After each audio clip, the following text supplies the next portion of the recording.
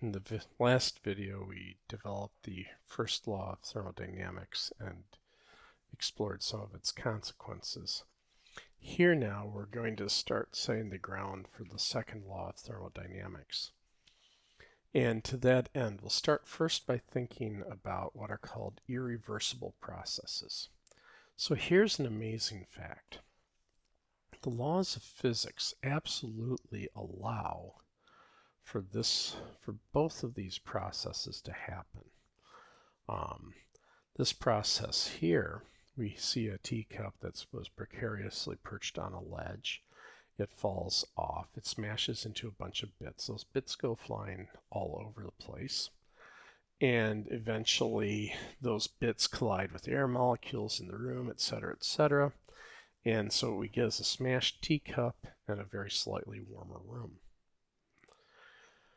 Believe it or not, the laws of physics absolutely allow the reverse process to happen, where the room suddenly gets colder and air molecules coming in from all over the place hit teacup shards that were on the floor in just the right way to perfectly reassemble a teacup and have it fly back and land precariously on the ledge. There's absolutely nothing in the laws of physics that prohibit this. But, so if we say, do the laws of physics say it's okay? Sure.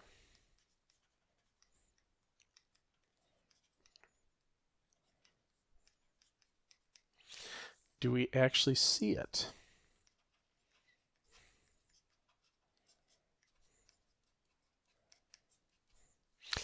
Well, we see shattered teacups turning into teacup shards that in turn raise the temperature of the room all the time.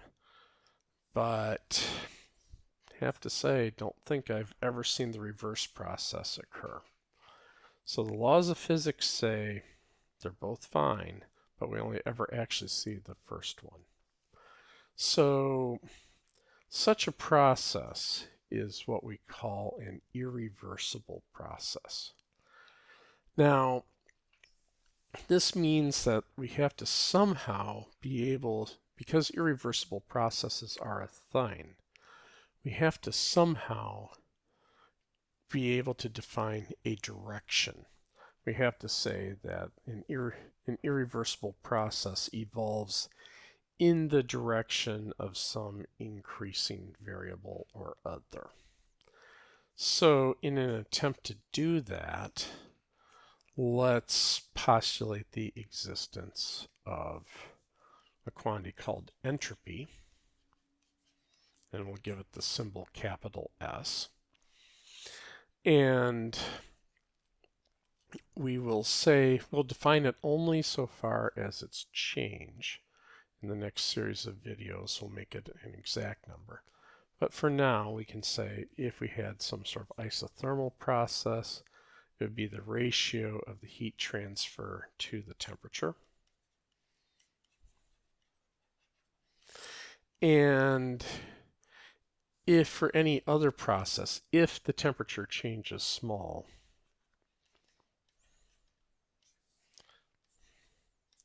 we can approximate it by saying that's the heat transfer over the average temperature of the substance.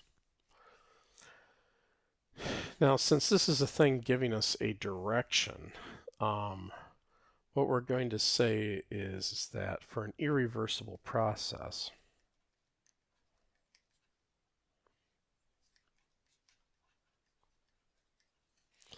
delta S would have to be a positive quantity. And we're also going to be requiring that this entropy be what we call a state variable.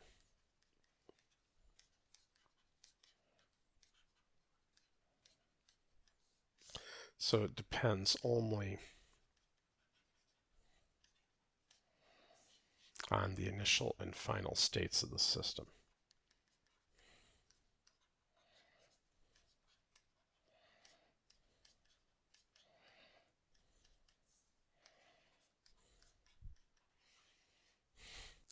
that will allow us to say that delta S is equal to some sort of S final minus S initial, even though we don't know how to calculate those S's yet. We'll get there. So it turns out this may seem kind of hopeless at first, but it's really not that bad. Because first off, you can ask yourself, what would be the change in entropy for an adiabatic process?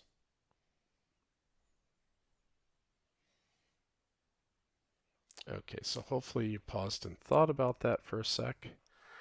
And I'm hoping that you concluded that for an adiabatic process,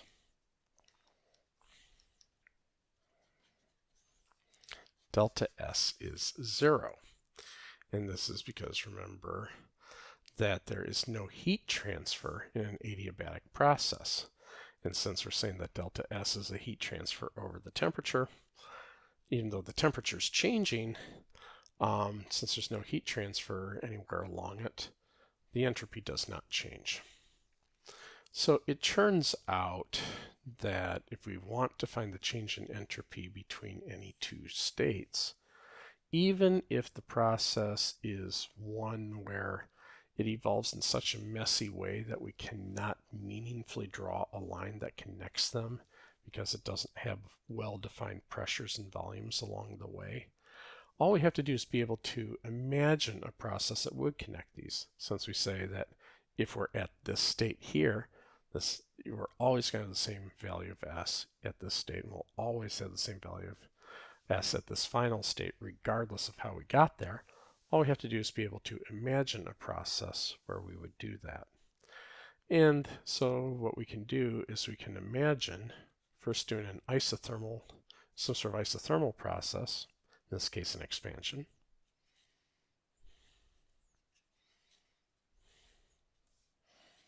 followed by an adiabatic process.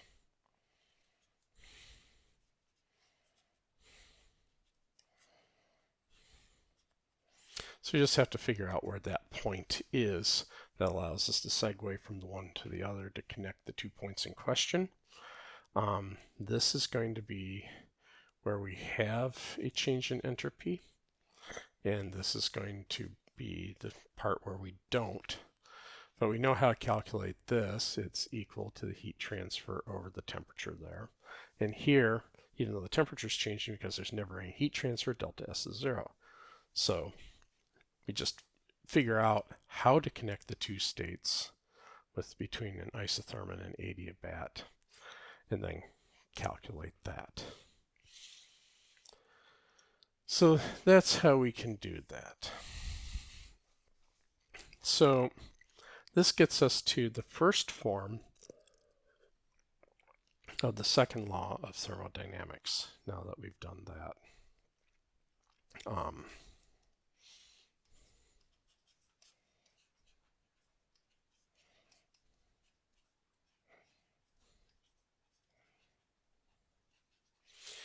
And what it says is for a closed system undergoing any process, the change in entropy is positive semi-definite. Semi-definite just means or equal to 0. So it's either greater than or equal to 0. Now, in reality, we can only have equality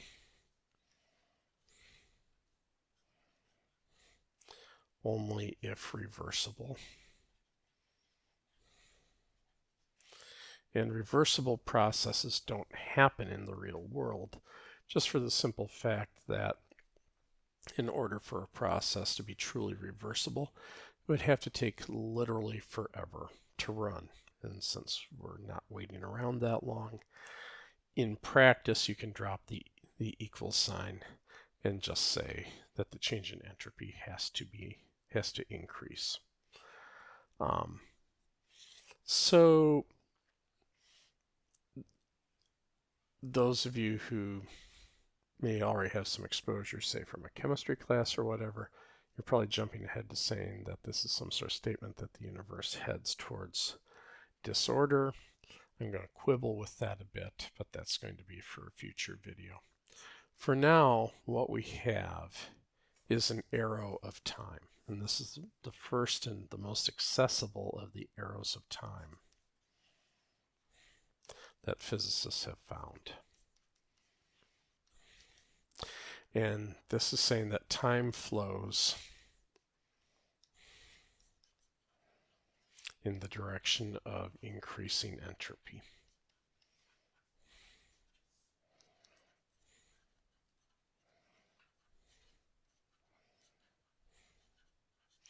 Because it turns out that for the most part, the laws of physics really don't care whether time is running forward or backward. But we definitely have an experience that's running forward. And here's one of those markers. Another one, and then they get really weird from there. Another example of such an arrow of time is the asymmetry in the decay of a particle called a neutral kaon. And you can say that time flows in the direction of that asymmetry. And then they get weirder from there. But all of these arrows of time that we've found do all point in the same direction. Okay, so that's a nice little side thought there. But we can take this first statement and we can get to a second statement. And that statement says that heat cannot be spontaneously transferred.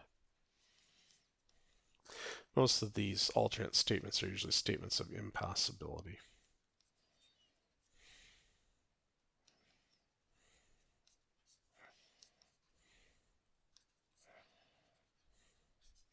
From a cold object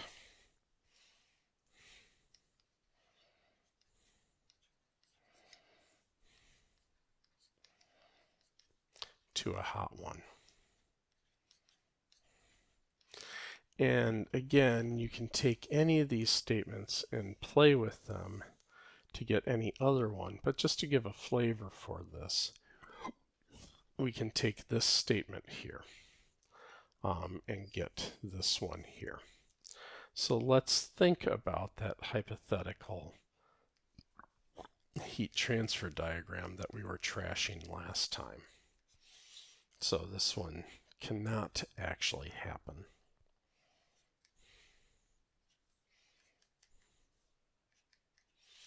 So if we look at it here, if we are having a spontaneous transfer of heat, so no work being input into the system, if we make the system a working substance plus the two reservoirs, the change in entropy in the cold reservoir is going to be equal to minus QC, because we extracted heat, over T cold. And then the change in entropy in the hot reservoir is going to be plus QH over TH.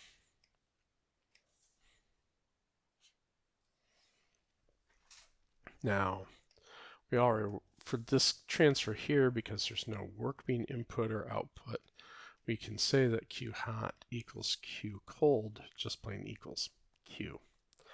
So the overall change in entropy of the system would be equal to Q over T hot minus Q over T cold. So this will be Q times 1 over T hot minus T 1 over T cold. Well, since T cold is less than T hot, 1 over T cold is greater than 1 over T hot. And that makes this negative, which can't happen, because the first law says that delta S always has to be positive. So we cannot have a spontaneous transfer. Now we can transfer from cold to hot all the time. Like I said, it's a refrigerator, and we'll be getting to that.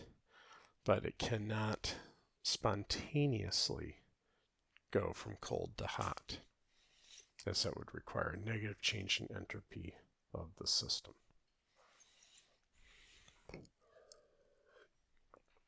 So we're on the way to figuring out what the most efficient possible engine is. To do that, I just briefly want to introduce a thing called a TS diagram. And I only need it long enough to figure out what the most efficient engine is. TS diagrams are very popular in engineering. Here I just need it for this one thing. So it's like a PV diagram, but instead of drawing how a process evolves from in pressure and volume space, it's temperature and entropy space. Since entropy is a state variable, we can do that. So let's think about, say, an isothermal expansion. With an isothermal expansion, heat had to go into the system, so that would correspond to delta S being positive for this isothermal expansion. It's isothermal because the temperature never changes. And by the definition of change in entropy, that means that this area right here is equal to the heat transfer. So if we go from left to right, we're transferring heat into the system in TS space. And if we go from right to left in TS space, then we are taking heat out of the engine. Okay, so for constant T,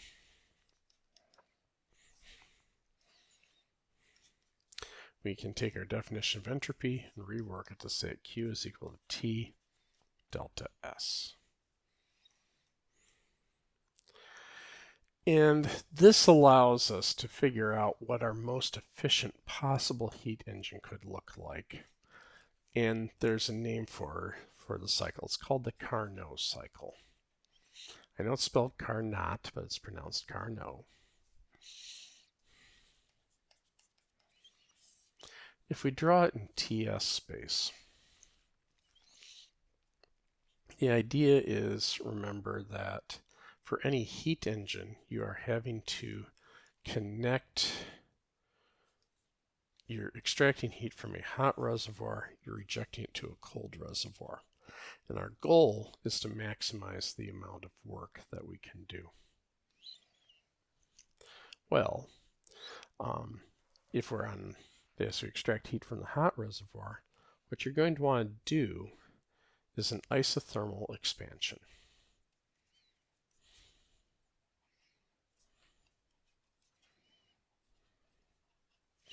If we do an isothermal expansion, the work that we extract from the hot reservoir will be equal to this red shaded area. Now, when we transition from extracting heat from the hot reservoir to going to the cold reservoir, what we're going to want to do is an adiabatic process. And this will turn out to be an adiabatic expansion.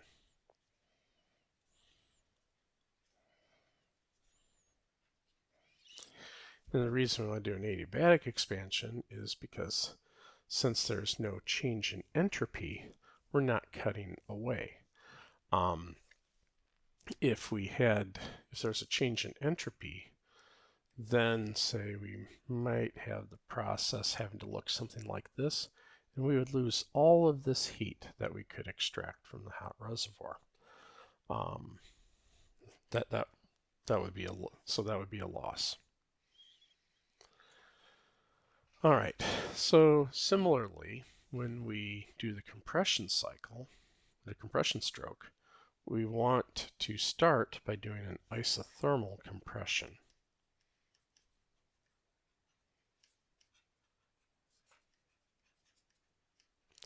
Because anything else would involve, say, maybe something like this from we started maybe a bit above T cold, and so we're excessively rejecting heat to the cold reservoir, which would also be a loss. So instead, with our isothermal compression, the heat we reject to the cold reservoir will just be this area right here. Anything else, that area would be bigger. Just like here, if it weren't an isothermal expansion followed by an adiabatic expansion, Q hot would be smaller. Here we're trying to make Q cold as small as we can. And then finally, we connect back up with an adiabatic compression.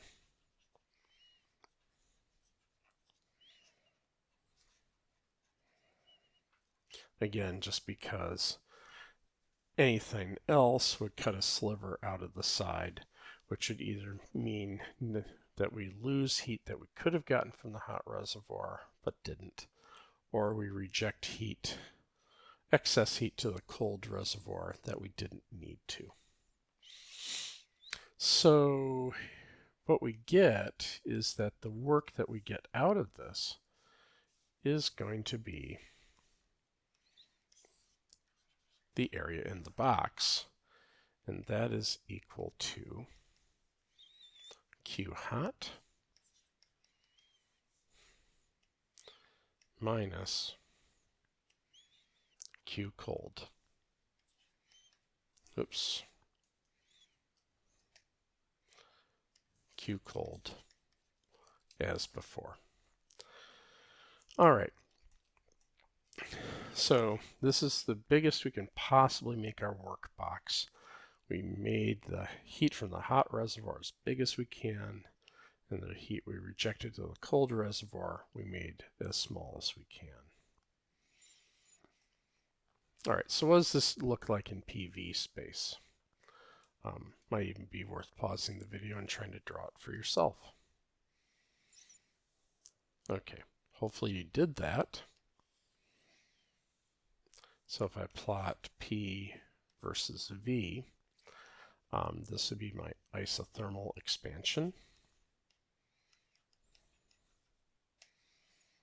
followed by my adiabatic expansion,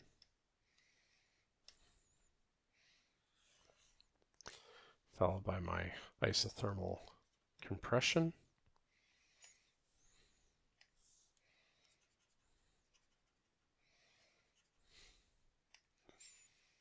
followed by my adiabatic compression. So that's our most efficient possible cycle.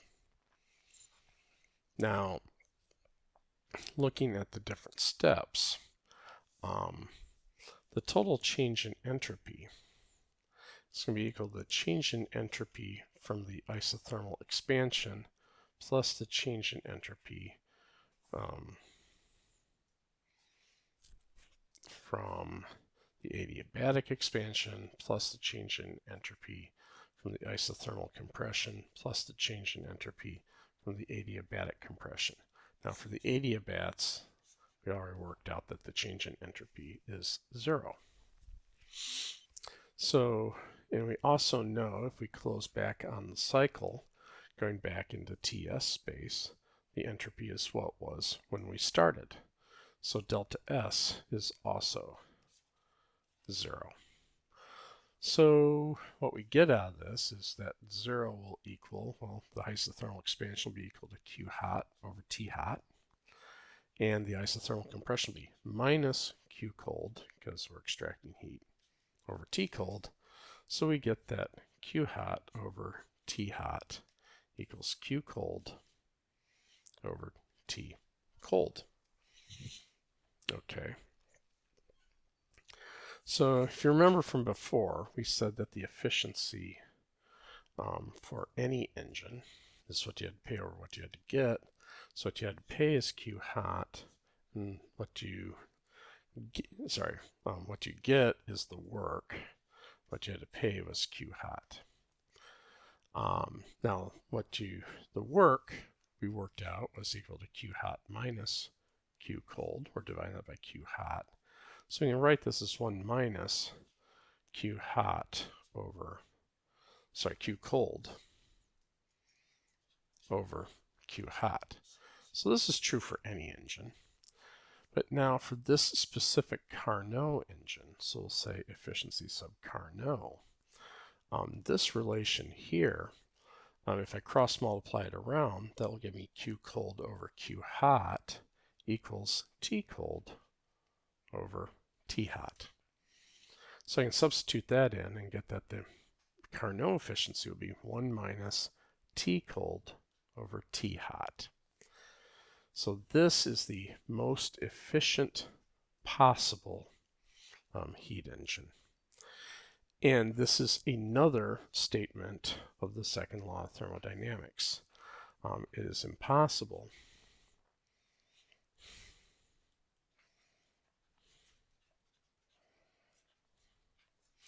to build an engine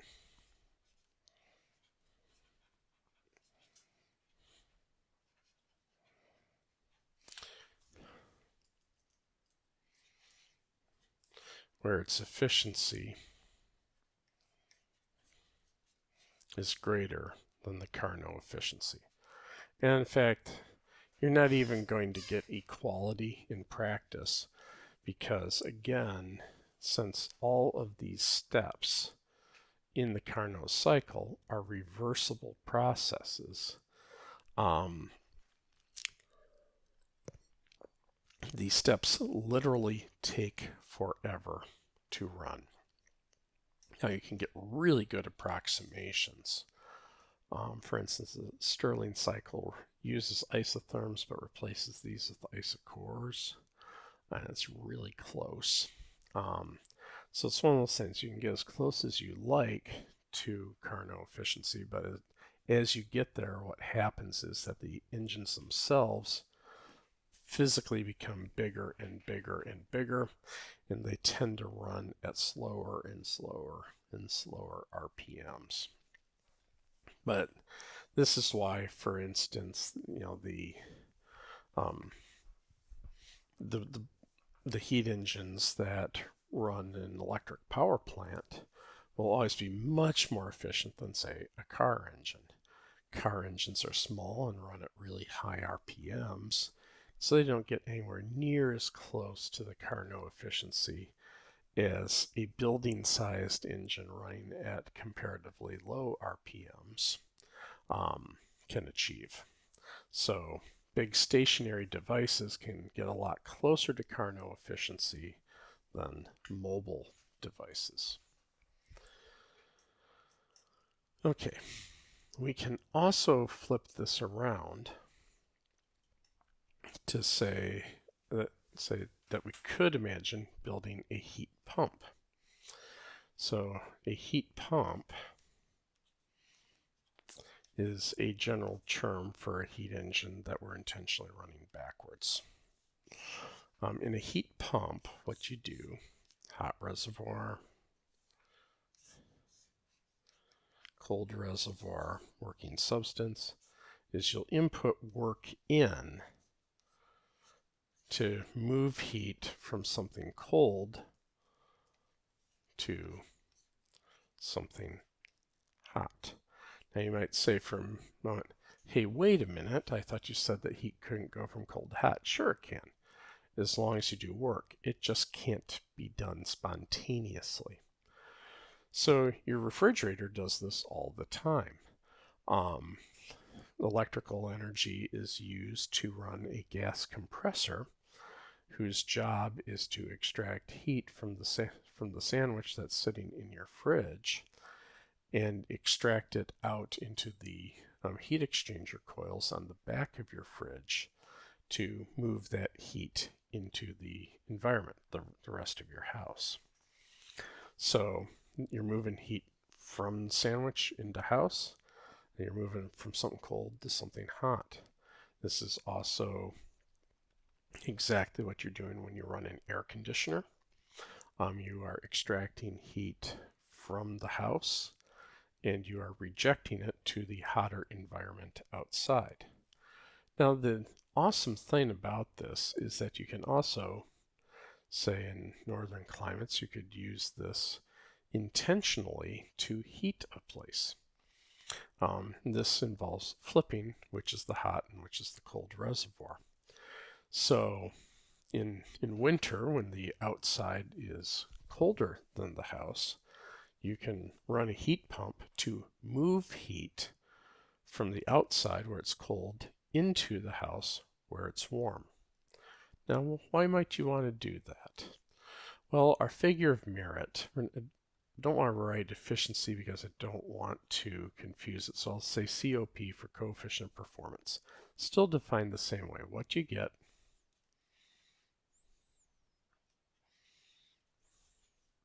over what you had to pay.